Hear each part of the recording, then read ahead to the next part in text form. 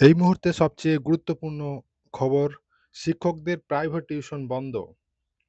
পশ্চিমবঙ্গে সরকার প্রশিষ্ট, সরকার সাহায্যপ্রাপ্ত যে সমস্ত স্কুলের শিক্ষক-শিক্ষিকারা রয়েছেন, তেনারা যে প্রাইভেট টিউশন করেন, তার জন্য আগেও নির্দেশিকা দেওয়া হয়েছে, কিন্তু সেই নির্দেশিকাকে কার্যকর হয়নি।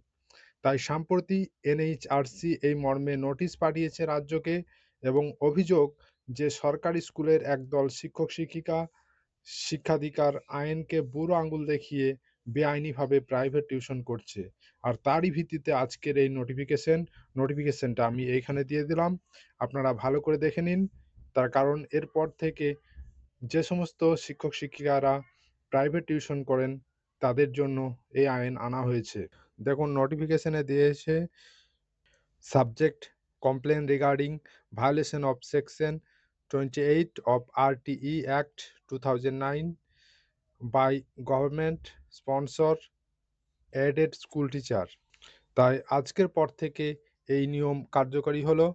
যেনারা প্রাইভেট টিউশন করেন, তাদের জন্য এই নিয়ম